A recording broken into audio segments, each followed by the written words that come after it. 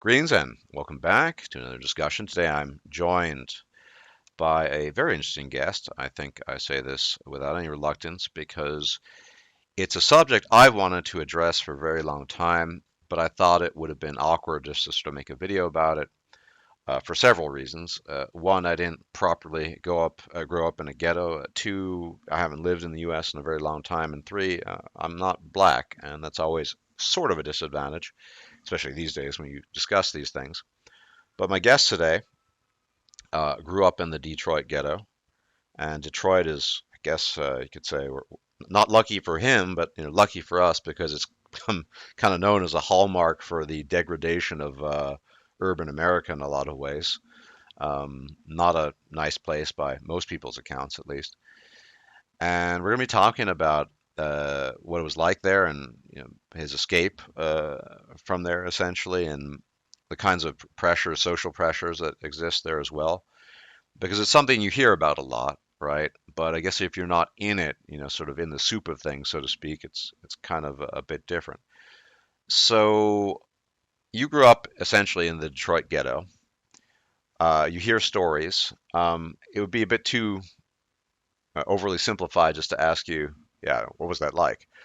But so I'd rather ask you a more specific question, I guess tailored to your interests. You've always been kind of studious. You like, doing the work from school and that sort of thing was my impression. What what is the response in that environment, both from your or was from your family, as well as your peer group and the people that you knew by, you wanting to do your homework, studying hard, that sort of thing?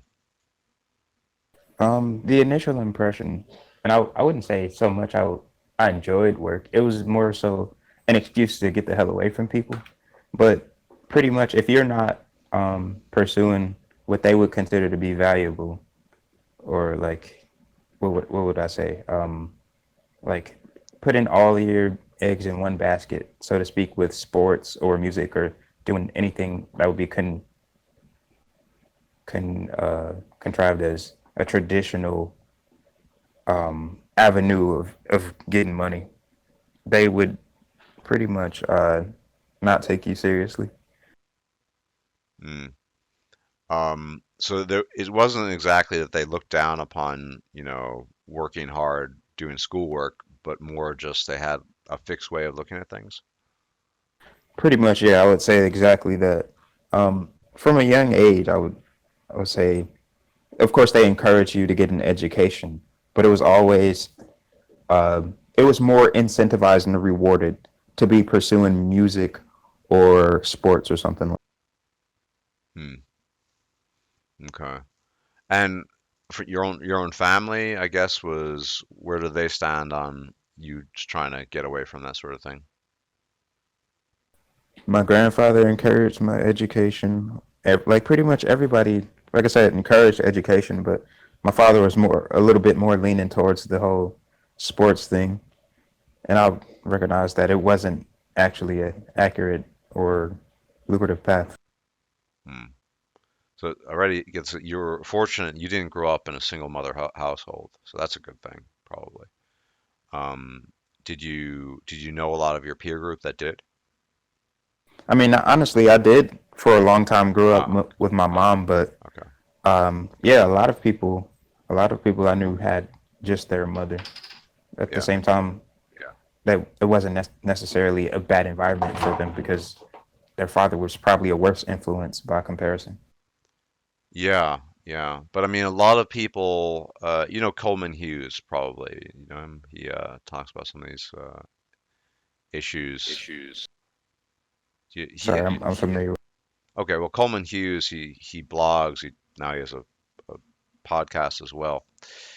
And I mean, he's one of several people. A lot of people propose this idea that single motherhood has really been the major contributing factor to the breakdown, not only the sort of the black family, but the communities there too.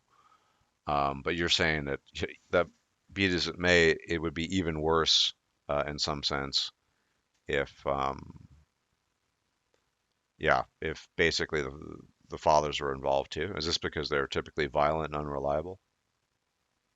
Not so much that they're violent and unreliable, is that they're all lost. They pursue um pretty much success or economic success, I would say, within the next thing that enters their vision. Like the immediate next thing. Hmm. So they're just sort of absent, basically. It's more so they're trying to get the quickest possible um payoff from anything they could get their hands on. Like I would say like it was tradition. Like people love the dope man in the hood. People love like drug dealers and pimps and stuff like that. Not necessarily. They don't pay attention to the morality of the aspects of what they're doing. They pay attention to what they can change in the environment, and that's what people respect more than anything. Hmm. So was violence something that you observed when you were growing up? There were a lot of pops at my door, but no fathers. I see. I see. Yeah. So, yeah, I can't imagine what it's like to grow up in that sort of environment. And of course, the bigger picture seems to be that it's a topic of discussion, but unless you're, I guess, unless you're A, black, or B, having grown up in that uh, community, you can't really offer any commentary.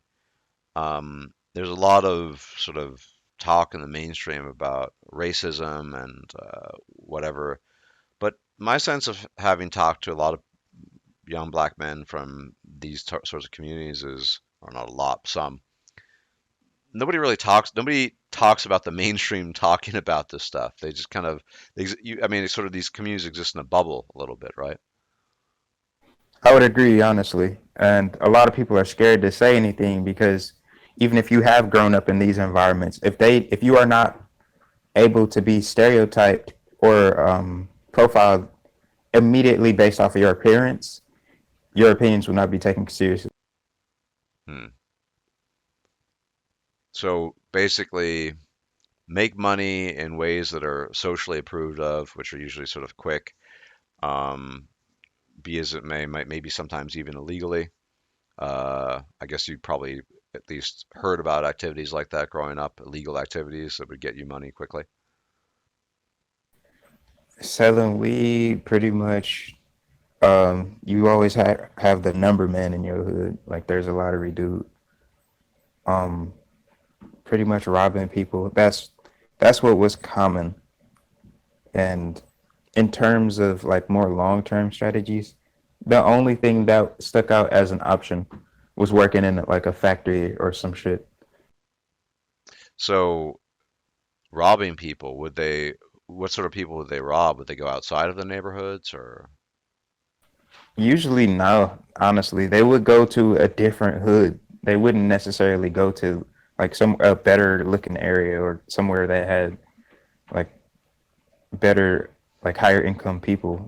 They just would just like choose a target nearby, Right. or like they would identify a target that they had information on, like whether if they knew their work schedule or something like that. It would always be someone that was an easy target. Yeah. Wow. So it less to do with targeting specific neighborhoods and more just whatever was the easiest way to get it done. When did you They, when did you have the realization that that was you need to essentially get out of there? That it was basically if you just continue there, it would have been a dead end. I noticed that very early on, I started to become more ostracized and disconnected from the people I was around. My mom moved around a lot, and I was never anywhere long enough to really make friends. Hmm. And over time, I started to stop trying. I started to give up because I became what people would consider a weird kid. Even though I studied a lot and I learned a lot of things, the only people who stayed consistently in my life was, I would say, my sisters and my grandparents and my father and mom. And even then, that started to deteriorate. But my grandfather was a role model for me because he inspired me to seek education, and when I like showed him my interest, he encouraged me to pursue them. Like I love westerns and cowboy movies, and and kung fu movies and stuff like that, and music and art because of him. And I wasn't afraid to hide that. But showing my talents for these things kind of pushed me away from everybody else. Hmm.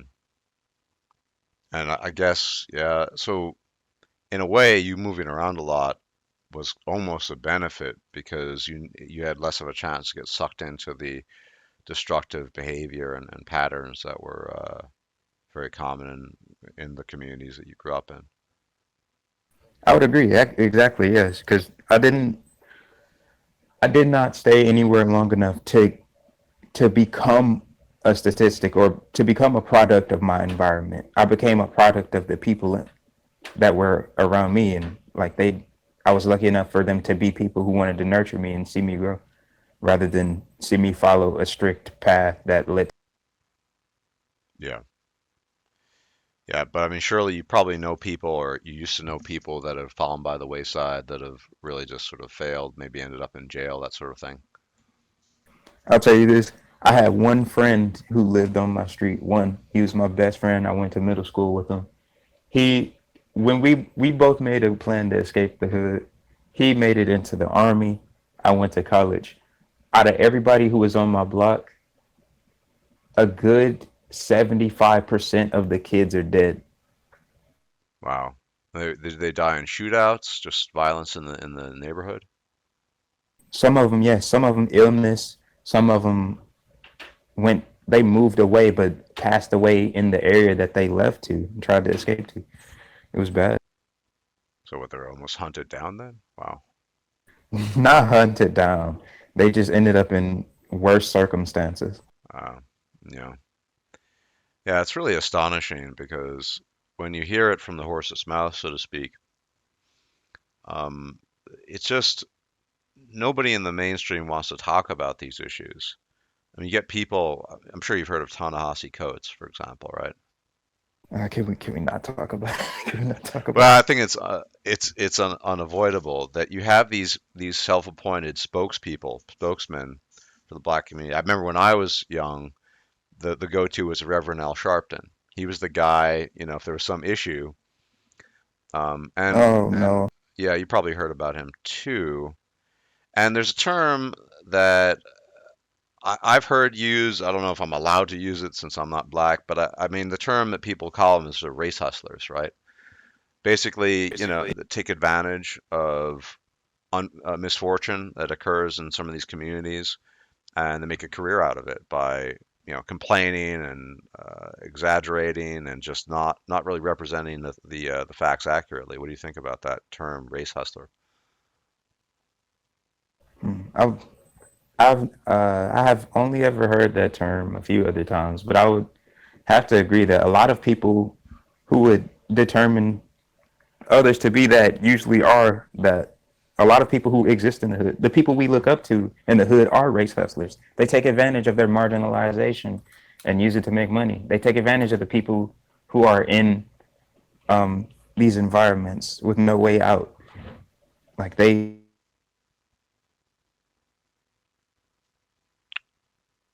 Cut out there a little bit. And you mentioned, well, you recognize the name Ta-Nehisi Coates, yes? Yes, I recognize the name. What do you think about him? I try not to. I view him as really pretentious. Hmm. You don't feel he's a good representative of you and the people in the communities you grew up with? Not at all. No. Okay. Well, what is he missing, would you say? A lot of people, and I'll say this, not so much specifically for him, but a lot of people forget what it's like to grow up as a child. I haven't. Those memories are with me forever. And I know exactly I remember exactly my experiences of the hood. Like I remember a lot of them exactly. And you don't think he does? I don't actually I don't know what his background is specifically. I just know he's a big, essentially mouthpiece in the mainstream, who's appointed himself the personal spokesman of all black people in the United States. That's kind of my impression, at least. I don't know if that's too far off from the way you view him, but Everybody wants to try to be the main voice of a marginalized people because they think it'll give them power and authority. And unfortunately, for a lot of people, it does. But I view him as the same as I would view like Al Sharpton, kind of like he's talking about things he either doesn't remember or doesn't truly understand. And probably doesn't care. I mean, that's the one thing I've noticed about these race hustler types that they would be operating differently if they actually cared. Maybe they would even be on the ground doing work there, but not, writing books and testifying in front of Congress about reparations and doing all sorts of stuff like that. Just making a big, or when there's a police shooting that goes awry or there's an accident, they're always on the scene for that, but uh, unwilling to address some of the real problems that have nothing to do with it at times. The social dysfunction, the cultural dysfunction. What about the term? I mean, this is something I've heard that apparently they've done studies on this. It's real. This whole term acting white, that at least in the black community, some people just say when you go down a more traditional path of studying, working, whatever, that's considered acting white. And that's actually sort of an obstacle to some people because then it puts pressure on them to either conform, and in the context of the black community, that means not doing the traditional thing, or just be, as you pointed out, ostracized and just sort of I would have to agree. If you don't conform, when pretty much when people say you are acting white, you lose connections and resources that would probably be critical for you to um, either increase your standing or give you an opportunity to escape. Because if you do not look the part, pretty much, if you do not abide by the stereotype, if you do not exhibit traits that would be traditionally perceived to be um, like what ghetto or ignorant, like if you speak mm, the king's English or if you do not dress appropriately, you are not you are not taken seriously. And yeah, if anything, it makes you a target. yeah, yeah, and that's my impression. Also, apparently, what the study revealed a while back. Um, but again, this is the mainstream. I mean, it's such an interesting point in time because it seems these days everyone is obsessed with race, at least on social media, and you have the degrees of wokeness that are just off the charts. But when it comes to the nitty gritty, the serious day-to-day issues that maybe you had gone through and some others, everyone's silent on that. You know, it feels. I mean, if I were in your position, I would feel almost empty. I would feel like there are these people out there who claim to care, but they don't, and they're only. I mean, it's basically virtue signaling, right? I mean, what's your sense of that? You you pretty much described it perfectly. I feel nothing towards it. I just want to get my money and get the hell out of here. Yeah, I mean, so the mainstream perspective doesn't help. The ghetto perspective doesn't help, and so you're essentially just left to your own devices. And so you managed to. You no longer live in Detroit. You managed to escape to another place in Michigan, and you're pursuing, is it computer science? Is that right? I'm actually pursuing a degree in it's a bachelor's in information technology, and yeah, I Okay. pretty much have cut my ties. I might be going back for the holiday, but other than that, no. Yeah. Okay. So I take it your family is still in a less than pleasant neighborhood. Yeah, they're trying to hang on to a house from people because of history. Like, who would be proud of their history there? Hmm. You would prefer them to just sort of to leave. They're under the false impression that they cannot create a better future for themselves without their past being connected to the houses they live in. Yeah. Yeah, I know, actually it's unrelated, but I know people like that. I mean, family members myself, they're just obsessed with personal history in the past and they've never been able to let go of that. I'm not a person like that myself, but it's certainly understandable why some people would get fixated on that. So you don't really feel a sense of community with the quote unquote black community. Um, do you, hmm, how does one frame this question? I mean, obviously you're black, but this is, I get the sense that this is not something you spend a lot of time thinking about. You don't think about quote unquote black identity all the time or that sort of thing. I try not to. I struggled a lot with it when I was younger because being an educated black man, that's like being a cat that like getting hugged. It's like you're not white enough to hang out with white people, but your own community doesn't accept you. So you're trapped between a myriad of worlds. You could go almost anywhere but never be accepted. You're like a nomad, a cultural nomad, Hmm. but also an undercast at the same time. Yeah, yeah. I mean, yeah, that's the thing, really. I mean, I guess given your background, if you were to sort of move up into normal normie society, that's even there you might be not well. I don't know, what does it mean to be accepted? Do you feel kind of? I guess you're the place where you're studying now is probably more mixed, different people from different backgrounds. Do you feel more comfortable there? I would say yes. Like I have a lot of friends with different races. I have a lot of friends who have different political views. Honestly, Hmm. they are a lot more understanding. The thing we all have in common is that when we don't like something, we criticize it. Yeah, we may talk crap. Yes, but we'll contemplate it. We'll think about it. We'll listen to each other before we make these judgments. We'll examine it closely. Hmm.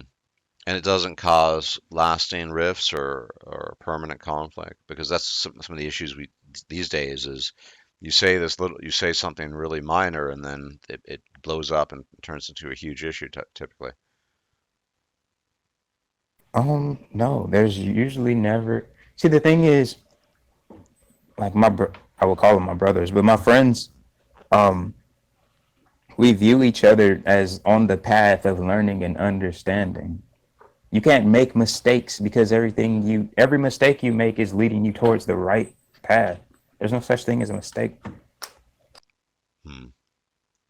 So I get the sense that you kind of either through intent and design or just through luck, you don't really pay attention to a lot of the loudness and the wokeness in the mainstream and what's going on social media. You just kind of do your own thing. I hate to say it, but I've kind of been forced to. I'm completely disconnected Mm. at this point in my life from the black community, Yeah, but unfortunately, while being ostracized, I'm also viewed as responsible for it. yeah. You mean because basically you're black, therefore you have a responsibility for, yeah. Yep. I'm as a person who escapes the hood, they expect you to go back and try to fix it up because oh, that's your people, and we was Cain. But I'm like, you want me to go back to the same community that pushed me out for working hard, for trying to make something of myself, and try to fix it? Fuck you. What? Well, who are these just random black people that tell you this, or is this just sort of the sense that you So, get? yeah, sometimes it's random black people. Of course, it's the sense that I get because every activist, every political activist or philanthropist who encourages black youth to reestablish a foothold of decent virtues in their neighborhood, they expect us to to go through our entire lives being marginalized ourselves by our own communities, being used. They want us to play the good boy and go be the seeker, seek out wisdom, knowledge, and money and power, and restore order and balance to a hood that doesn't accept us. Why refurbish a kingdom that you're not allowed in? Yeah. And I also get the sense that there's a kind of denial of your individual personhood there too, right? Oh, exactly. From as children, we are encouraged to be slaves. They want us to work hard for whips and chains, right? They want us to go. do the sports and work on a field for the rest of our lives. Does that sound familiar? Y- Somewhat. You mean pursue basketball or football or something like that? Yeah, exactly. Yeah, right. Well, I mean, I mean, even that just seems like a pipe dream because the amount of talent you need to even make it to college level, say NBA basketball and then NBA, I mean, it's vanishingly small, the percentage of young men who can actually make it that far. Seems to me you'd be on a better path studying something practical and you'd probably make, be more successful in that too. I mean, I have no idea. I haven't paid to the attention to the stats in years of how many guys make it out of the hood on a basketball scholarship or something, but I can't imagine it's very many of them. I think the scarier numbers are about who ends up having to go back. Hmm. Yeah, yeah, and yet you're in a curious position of not accepted within. I mean, that's the thing. It's not your community. I think this is an issue that's very prominent these days. So because you're black, there are all these assumptions that are put on you. For example, that you're somehow responsible for the black community, that you need to fix it, that you need to, care a lot about it instead of your cat or dog even. I mean, I'm being a bit hyperbolic, but that sort of thing. Um, because everything these days has unfortunately become racialized. And I'm significantly older, and I mean, there were issues, there were the Al Sharptons, but people didn't talk about this much. I mean, it felt like we had made strides and reached a point where we weren't going to spend the rest of our lives talking about how this person's black and that person's this and that. Um, Maybe I was just missing something, but it seems we've kind of reversed actual progress, um, and people like you have become, unfortunately, unwitting victims because I don't get the sense that you want to run around telling everybody how you're black and how I mean, it's interesting, your background, otherwise I wouldn't be talking to you, but even so, I get the sense you just want to get on with your life and the black stuff is just sort of coincidental, really. Honestly, yeah, I would say you are absolutely correct. I do want to move on. I wish there was something to move on to, honestly. But you're right. There seemed to be some progress made between different races in terms of race relations. But the uprising of identity politics seems to have ruined that. Oh yeah. Well, yeah, I know. I mean, I don't live in the States, but of course, you just got to go online and frankly, I can't see how it's a good thing. There are always going to be new challenges up ahead for everybody who's participating in society, and I think the last thing we need is more division. And you can acknowledge problems within a community without becoming obsessed with it as sort of the only thing, the primary absolute in your life. But that time is long past. And you just mentioned where you would go to. I mean, do you feel that even with your current studies, even if you complete your degree and do well and what have you, that you still feel somehow trapped and you wouldn't have I guess a better place to move to or to go to? If I became a millionaire tomorrow through all my work, I would have nowhere to go. There would Why? be no, Why? there would, my only home is amongst like-minded people at this point. In our country, we're all trapped in a bubble, but at the very least, I consider myself a little bit more sophisticated because I pursue contrary ideas to my own. Hmm. So that's more a question of, yeah, it's more a question that you as an individual is just find it hard to relate to a lot of people because everyone is sort of trapped in a bubble. You probably wouldn't. I mean, you mentioned, yeah, various black communities not so much because they have a pretty fixed path and like expectations that they put on you. Mainstream, see, I don't want this ridiculous white society. Mainstream normal society, whatever outside of that particular microcosm, also is in its own way prohibitive and limited, I think.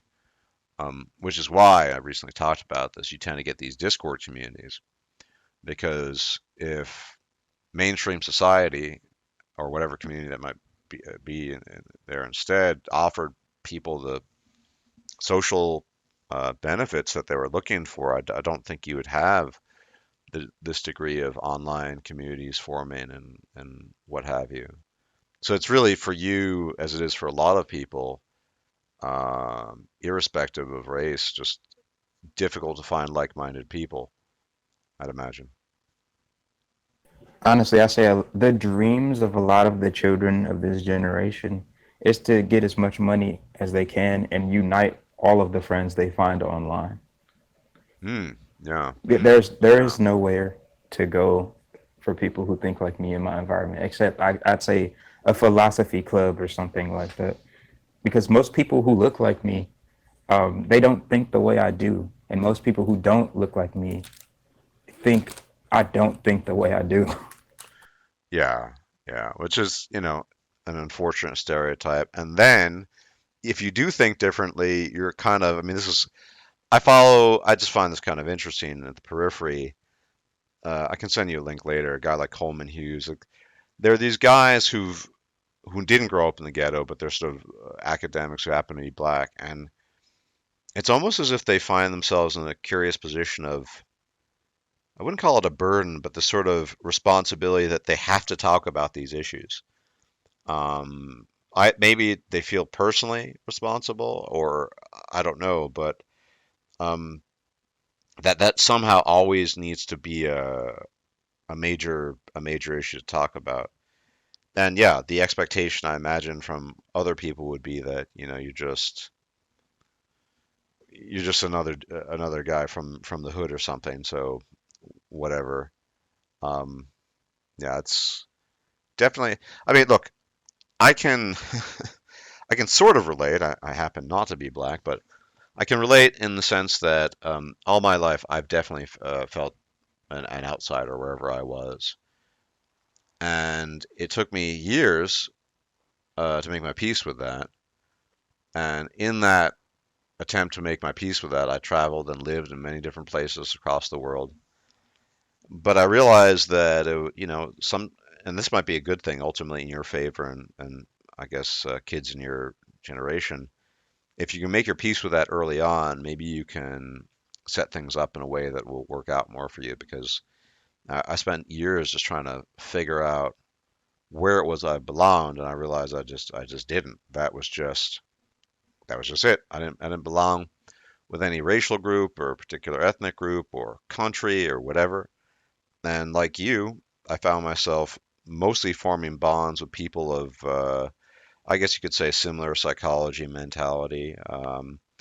And those have always, for me, cut across, boundaries, oceans even, you know.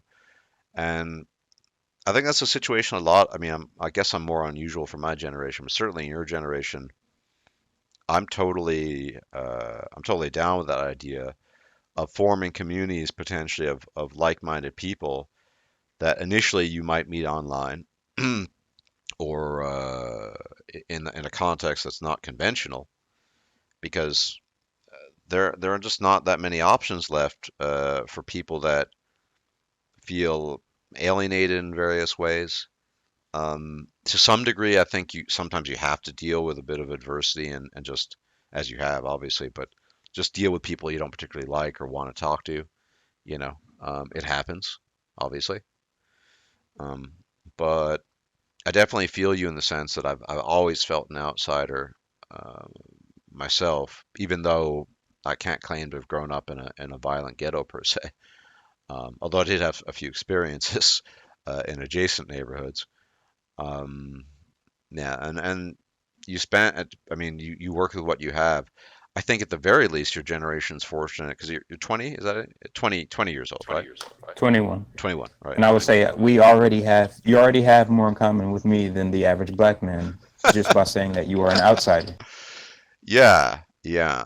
I mean, that's the thing because even though if you feel like you're an outsider, the the reasons are, I guess, important to some degree, But the fact that you don't fit in seems to be the point of connection I found with a lot of people. Everyone ultimately that I become close with doesn't feel particularly linked or like they belong to their community. And again, this crosses international boundaries for me. And I have friends from, you know, not a lot of friends, but from different places in the world. And even, even though I grew up in the U.S., I grew up in New York City.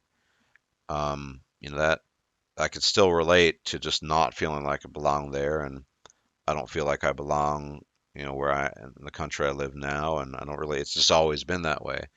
And I think the earlier you get used to that as an outsider, whatever, you know, race you might belong to, the more you make your peace with that early on, I think the better off you are. Because then you can work on the relationships that do matter. And I know when I was your I age, will sorry. I will have to agree, like I strongly agree with that because everyone loves to say, "Oh, just find you want to find your place in this world. You could be anything." I think when you run out of options, it's our responsibility at this point to make our place, and that's what we're lucky enough to be in a country that allows us to do that. That's where we're lucky enough to do that ourselves. We can create these communities and environments where there are people who may feel similarly or even different than us, where they can come and spread their ideas or like at least share something. Yeah. And I also think that, I mean, I complain about the internet, but without the internet, it would be very, very difficult to meet people of like mind. And when you're an outsider without the internet, you kind of end up like I did, where you just spend a long time just wandering around trying to, figure out where you might belong, realizing, you don't really belong anywhere. And then also that there's this old traveler saying, wherever you go, you take yourself with you. So that's definitely true. And then it took me years, way too long, to just acknowledge that was the case, that I just didn't belong. And I'm grateful, for my part, for the internet. But I think to be honest, you have it a lot worse simply because, yeah, I mean, it's this random artifact of you being black seems to just encourage all the wrong types of attention, whether it's from other black people, people who are not colored. I don't mean, is that PC? I have no idea. I don't even know what's correct these days to say, right? Um, Fuck um, political correctness. yeah, I'm inclined to agree. It's too much of a headache. I mean, but yeah, it's that makes it a lot more difficult, because people just look at you and just assume you need to take some side, or you need to just fit in a particular way. And that's something that, is probably a lot more difficult for an individual who's black than someone who's not, or at least white. Yeah. Yeah, I'm inclined to agree. For example, I had an experience. I think yesterday. It was the day before. I've been off of caffeine for a little while, but I was closing down the labs at my university because I work in the IT department, of course, and there were a number of situations where I walked up into a group of people moving past or had to handle a device that was near them, like a printer or a kiosk, and they all left or they looked at me funny. And I noticed that it's because for the entirety of the time that I was working, my badge was backwards. So they didn't notice that I worked there. A lot of them looked at me funny because maybe I was messing around with the machines and they probably assumed I was doing something I wasn't supposed to be doing. And it's a strange experience. I remember walking to a vending machine and I get there and like there were a bunch of girls, like of course mixed race, whatever. But when I get there, all of them leave. What if I wanted to talk to them? Yeah. Like just and say if I get and there are a lot of situations where I get pulled into certain conversations with some of the faculty and staff who stand up for quote unquote social justice, and they talk to me about certain incidents that happen where unfortunately for me I have the insight to know that they're in the wrong, but I can't tell them that because racially I'm not upholding the standard of what a black man should, whose side a black man should take. It's a really conflicting experience.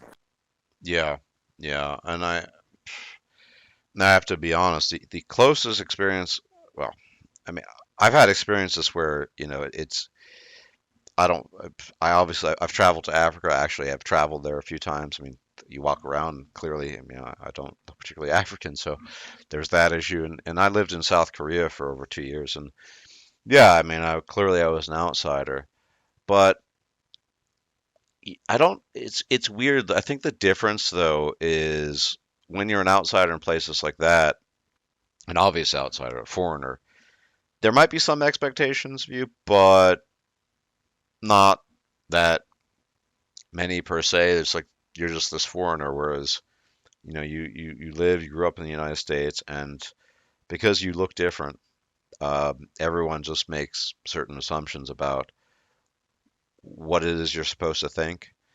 And I'm just thinking even now, I mean, it's just kind of a stereotype of his own. You're kind of like I'm pretty sure you've heard this. You're sort of like the based black rebel or something like that, right?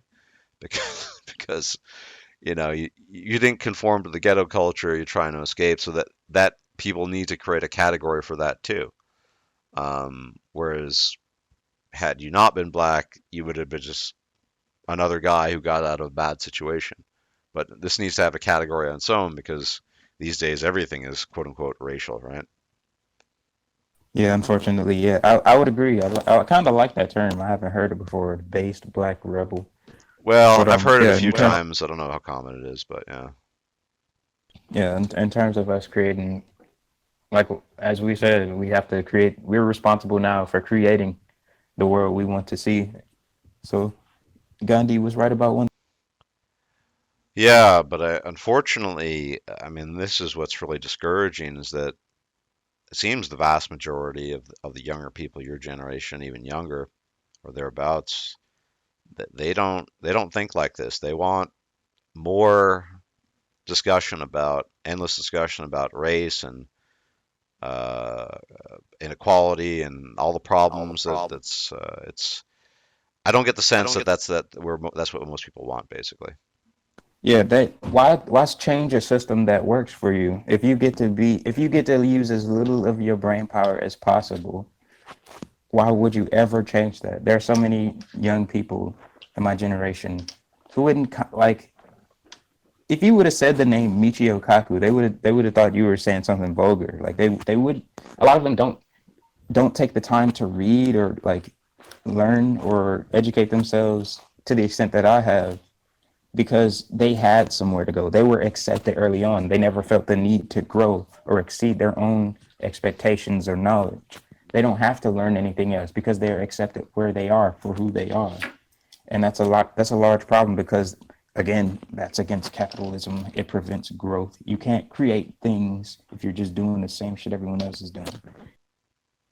Yeah, yeah, no doubt. The most vocal of these people typically were born with silver spoons in their mouths, and that's not. I mean, there's some truth. This struggle does teach you many lessons that otherwise many people would have missed out on. Is there anything that I've not asked you that you feel or is important that you'd like to talk about? Because I've been asking mostly questions. Maybe let's ask you if there are things on your mind that you feel are important to get out there. Pretty much, no, we covered everything. I made my main statement of how we pretty much are trapped between worlds. None of them like us. Um, we are raised as youth to be slaves, metaphorically and symbolically. We went from being in chains to buying our own chains. We went from being whipped to cruising in our whips. We went from slaving on the field to fighting as hard as we can to slave on a different one. Like you can see it even in like my homies play Madden, and I say homies referring to my white friends now, but Hmm. they play Madden, and I'm like, you don't see the hypocrisy of like you saying Sorry, you cut out there. You don't see the hypocrisy that. You don't see the hypocrisy of saying that like these particular players are ass and you just selling them or throwing them away. And they say, "What? What are you talking about?" And I Ah, try to explain the same thing. Like there's so much symbolism and people don't even pay attention to how racism has like really not changed that much in a social extent to a social extent that we're still viewed as an undercast and everyone wants to view things as equal, but they don't understand that hmm.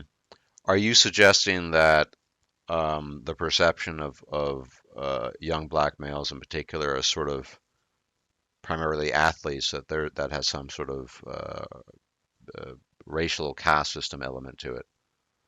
exactly they I Hmm. mean at a certain extent it's not necessarily that they're in a caste system but they are, but you can tell from the patterns that we are growing up in that many of our parents and many of the people who are guardians or are guiding these youth do not guide them with knowledge of their past. They're setting them up for the same failures that we suffered through years for like 400 years. It's a shame, honestly. Like no one is noticing this the comparisons or combinations of different terrible cultural values that are landing us in situations where we have Atlanta, for example, where there's just AIDS rampant AIDS everywhere you go AIDS, and then you have California and Los Angeles where everybody thugging and they'll shoot the hell out of another black man, but won't stop a police officer from shooting their kid. Or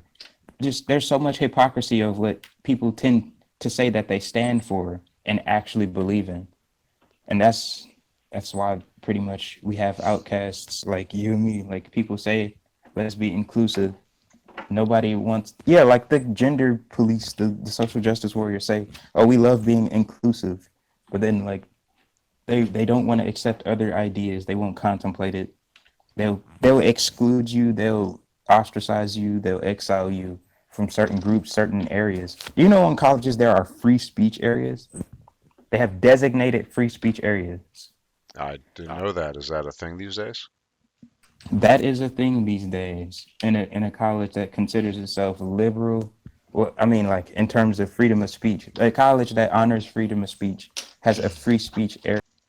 You can't just speak anywhere. You can't just have a conversation outside the library or cafeteria. Hell to the no. You cannot say what you believe. You can't even express certain ideas that make people uncomfortable. They can report you for. Hmm.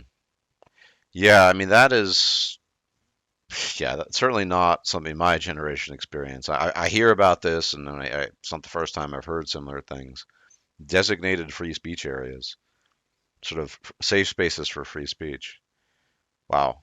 My concern here is that if you view this through the lens of as a group, an ethnic or a racial group trying to achieve power, all you're going to do is end up in a game pitted against other people. This doesn't seem, I mean, I'm not saying you're endorsing this, doesn't seem to be an effort to work together. It seems to be, if that's the angle, you know, acquire power as a separate group and then sort of, I don't know, do your own thing rather than to cooperate and work with other people and try to see past these differences. That's not what they want though. The ideal goal in any sense is to reward those who have good ideas and good policies, regardless of what they look like. But no one can seem to do.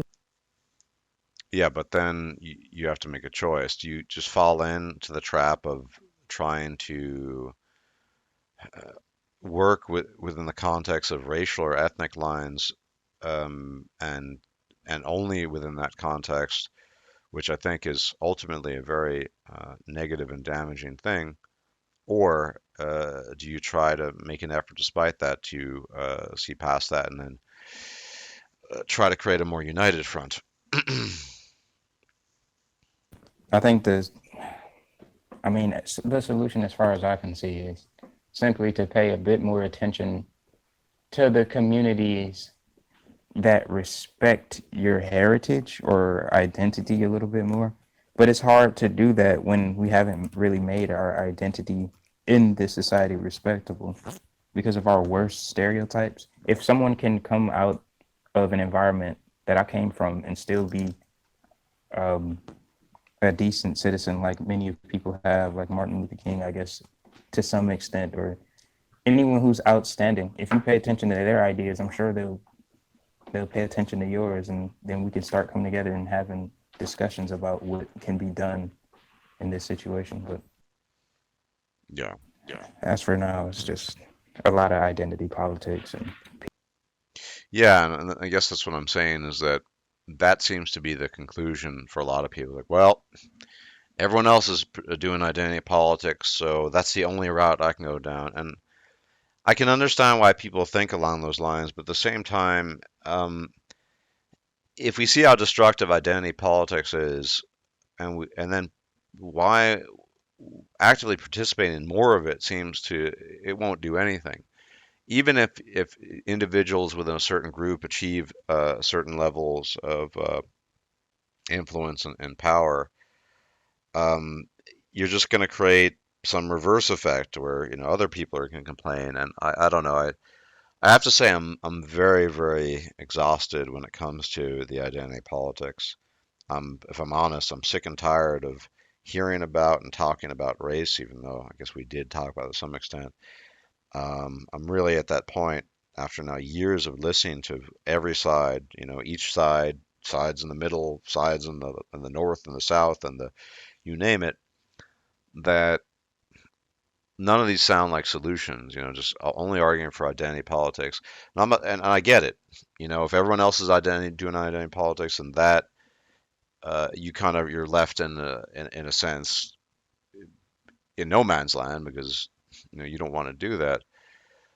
On the other hand, if everyone keeps on doing identity politics, then we're just going to perpetually have these conflicts. And I just don't, and I have to say, part of that's informed by being an outsider. Now, I've never belonged to any particular group, so I cannot see things, nor can I, to be honest, even respect these things of these notions of sort of approaching things through group identity rather than from the perspective of ideas and just common ground based on more abstract principles. So people will feel that they're entitled to your allegiance based off of the way you look, and I, it yeah, from what it seems like in, like, I guess current generation, or like in mainstream Western society, is that people pay a lot more attention to what what gang you're from, or what clan you're from, or yeah, what what group you're with, rather than the values, ideas, and ideals you represent. And when the only things that will change this is to recognize that, or if we could demonstrate in some way that people's values and virtues are what make them valuable. But everyone's lost in this. I think I remember um, there was an instance where me and a group of friends um, were hanging out, and one of my, I think it wasn't a professor, maybe a faculty advisor or something, asked me why I'm always hanging around like these type of folk. I said they were my friends. Like I get along better with them than people like of my race, and I guess that created even more of a rift. It's like if you're not with, if you don't support them, people who look like you with whatever they're doing, they're not going to support you. And I guess that's a large part of why identity politics, this large bandwagon identity politics thing is going on, because it's hard to gain support these days because people are dumbed down to the extent that they only want to see people who look like them in office or something like that. yeah. I get it. I really do. But from my own perspective, I will, as someone who just is naturally very individualistic, which I'm something I'm constantly criticized for, have been. I'm not going to submit to myself to the primitive tribalism that seems to be the sign of the times. I'm not interested Seems in like it. you're a man. I I'm just me. That's the whole point, right? And so I'm not. I've just all my life I've operated. People don't like to hear it, yeah, but that's how I am. All my life I operated as an individual. I've always rejected tribal, even when it was offered to me to some degree. Um, Never interested in it because I can't relate to it, number one, and I just don't think it's a way forward. And I see the destruction being wrought now in the current society by tribal affiliation, tribal identity, and just nonstop talk about race and this and that. I'm sick and I have to talk about it and address it, but on the other hand, I'm sick and tired of it because increasingly I wonder. people. Sorry, go on. I think a good solution, and I've been thinking about this, and a lot of my friends have told me that's pretty evil, and you shouldn't do that. But the only way I think we can change this sort of thing is to poison their ideology with some sort of hypocritical value, or point one out until to the extent that it punishes the peoples involved. So, for example, um, like people who love the keto diet or the vegan diet or whatever. Sure, sure. If they knew, like, if there was a negative impact of this diet on their body, I'm sure a lot of people would stop. It would break the tribalism if there was an immediate threat to their health or immediate threat to psychological health. Mm, Maybe if they saw the actual effects of what this was doing. yeah, it's yeah. I mean, it's possible. I've been thinking about this for a long time, thinking about yeah, it certainly is possible. Uh, that's probably more concrete for what I call the nutrition wars. The diet wars. That would make sense for a lot of people, but on the other hand, I don't know. I'm I honestly don't think they're good solutions, and I think that what we discussed earlier, breaking out on your own and trying to find people of like mind and like disposition is a better way of going about these things than what I think is sort of a losing war. No matter which group or tribe is ascendant next, it's just going to be more of the same, and I want nothing to do with that myself. And I think that,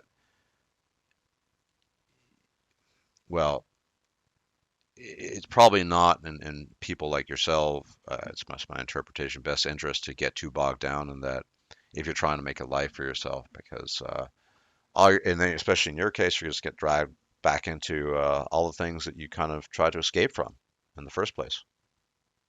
Exactly, exactly. So people think, oh, that's just, resignation or whatever. But at least in I'm old and I've been around for a while, and sometimes some fights just are not worth fighting, especially if everyone else was going to fight them and they want to fight each other. I'm just not interested in that. We win by not participating. It's like fighting a, a group of gang members. It's like eventually there's always going to be someone who wants to have more than another person. That's the curse that was placed upon us. But I think our solution, and one that has worked and stood the test of time, is for us to create these communities and just let them get as large as they can. But we also have to prosper at the same time. If we can show that our ideologies and our way of life are a little bit more rewarding than being a hive mind, maybe a few more people will be persuaded to, you know, Yeah, follow yeah. their own path. And mind you, it's always going to be a minority of people who are going to be persuaded by anything. It's rare. You're never going to get huge defections from these large groups of whatever, from the hive mind, as you put it. I think well put. And so yeah, it's going to come down to a few individuals breaking off and actively trying to.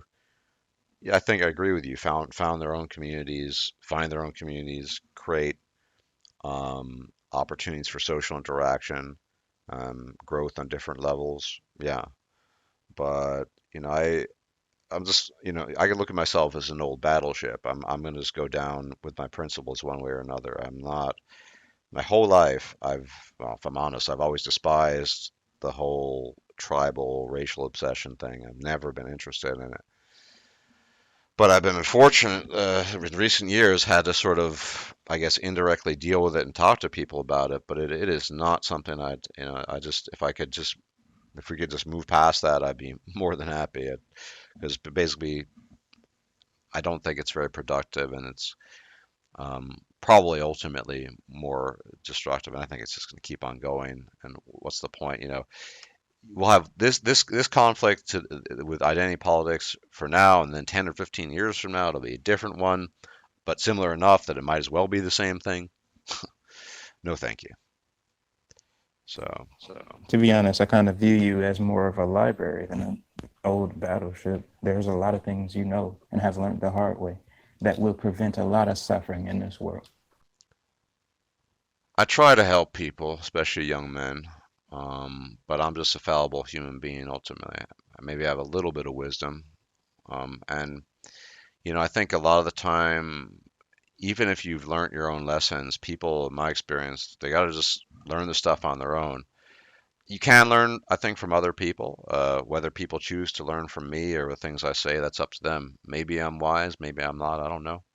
But oftentimes it's the rawness of the experience itself for persons and individuals that allows them to really grow from it. Whereas if I just say, well, if you did this, uh, I'm really kind of very reluctant to give advice for that very reason, among other reasons. But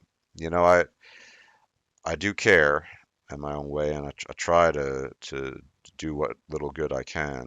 But I realize that that's got to be a micro project. I'm not going to affect the greater world. Nobody, because I'm just one guy. Um, That's the goal, though. That just being who you are as a person, this conversation today is doing a lot more than what the hive minds are doing. It will turn on itself in time. well, that's the difference between between you and me. I'm not quite as hopeful, uh, but I hope you're right. I hope for once the hope and the more positive attitude of youth triumphs here because I it's hard for me to see any light at the end of the dark of this tunnel, particular tunnel at least. But yeah, it's definitely refreshing to know that there are people like you out there, and I mean, obviously I'm sympathetic towards your particular situation because Don't it's be. well, I mean, there's a They difference. dug that hole themselves. Yeah, yeah, but still, it's a weight you're gonna in one shape or form you're gonna have to carry the rest of your life. When people look at you, they're gonna see something because you look different. And that's just that we have to be honest about that. I mean, that's one thing that's definitely true. Um, but maybe in time that'll sort of work itself out in a way that is just easier, and maybe at some point in time it won't matter to you one way or another. Oh yeah, I love it. I'm sure that things will change. And when the only thing that scares me, and I feel like I can relate to you in this aspect, is that things change when it's too late for us to be a part of it. And that's what I'm thinking will happen. Like I'm reluctant to even bring my brothers into the world that I see now and show them the things that I know because I know that they'll reach like that pit of despair that I fell into of knowing how lost we all really are and how terrible and frightening this new hive mind head ass world we are living in actually is. We're not too far off from being like culturally, and I mean in terms of the youth, we're not too far off from being a bunch of fucking fascists. Hmm, maybe. I mean, there's certainly the collectivist attitudes and the high. Yeah, that's probably the best way. Is I wouldn't call it outright fascism, but it's certainly, I mean, yeah, it's just herd mentality. And I don't think that's been fundamentally different throughout human history, though. I mean, humans are ultimately herd creatures, and it's really left to the outsiders to figure out their lot in life and how they're going to navigate that. Because most people do feel they belong to the herd, but I also think if you don't feel that way, you have to stand up for your principles. And by that, I don't mean, going outside and protesting, but living life in accordance with the way you think is best. Even if that means, in some sense, I don't mean this necessarily legally or anything like that, defying the hive mind. Because here's the thing: if you have to live your life in a way that you feel you're being true to yourself. People who spend their time denying their own nature so as to fit in ultimately pay a price for that because there's a constant disharmony there. So that's just not worth it. Even if you are an outcast, even if you are ostracized, if you maintain a faithfulness to your own nature and your own visions, the way you see the world, I think ultimately that's just you're going to be better off because you're not living in that state of disharmony that a lot of people who do try to fit in artificially do. Um, Living a lie is a lot harder than telling the truth because you got to remember the lie, and that takes its toll on a person's hippocampus. well, and it's about telling a lie to yourself, being aware of that, and knowing that you're essentially living in a way that so you could say you have your own psychological ecology where the ecosystem is falling apart because you're not maintaining it properly. Um, that's, I think, ultimately, if people feel that they're more individual than they are a part of some group, I would encourage them to go down that path because whatever hardship you encounter, I think you're going to be better off just sticking with your guns about who you are as a person than pretending to be something that you're not. At least that's been my experience.